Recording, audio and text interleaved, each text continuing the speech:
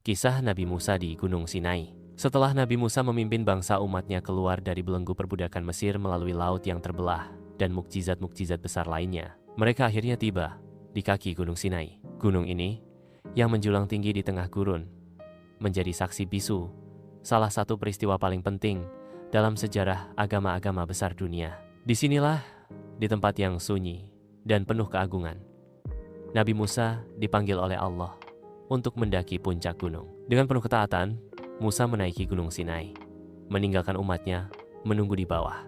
Di atas gunung yang diselimuti awan tebal dan kilatan petir, Musa memulai dialog suci dengan Allah. Selama 40 hari, 40 malam, ia menerima wahyu dan perintah-perintah yang akan membentuk pondasi moral dan hukum bagi bangsa umatnya. Wahyu itu kelak dikenal sebagai 10 perintah Allah, the Ten Commandments, pedoman hidup yang mengajarkan manusia untuk menyembah hanya kepada Allah, menghormati orang tua, tidak mencuri, tidak berbohong, tidak membunuh, dan lain-lain. Namun di tengah kedekatan spiritual itu, muncul keinginan dalam hati Musa.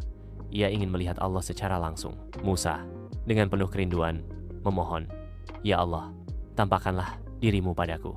Tetapi Allah dengan lembut menjelaskan bahwa tidak ada makhluk yang dapat melihatnya secara sempurna.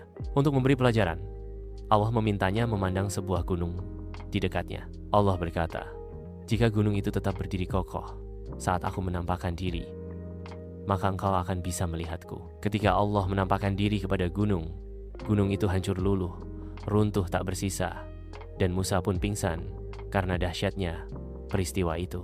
Setelah sadar, Musa menggigil, menyadari kebesaran Allah yang tiada tara. Dengan penuh kerendahan hati, ia memohon ampun dan memperbaharui keimanannya. Setelah menerima wahyu sepenuhnya, Musa turun dari gunung membawa loh-loh batu berisi perintah Allah. Di sana, di hadapan umatnya, Musa menyampaikan perjanjian agung antara Allah dan bangsa Israel. Perjanjian ini adalah ikatan suci.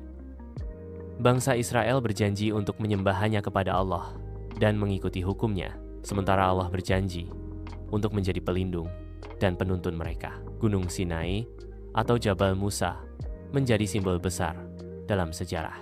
Di tempat inilah, langit seakan turun menyapa bumi, dan hukum ilahi diberikan untuk pertama kalinya kepada umat manusia secara formal. Kisah ini tidak hanya penting bagi umat Yahudi, tetapi juga dihormati oleh umat Kristen dan Islam yang memandang Musa sebagai nabi besar. 10 perintah Allah menjadi warisan moral yang tak lekang oleh waktu, mengalir melintasi zaman, membentuk peradaban dan nilai-nilai umat manusia hingga hari ini.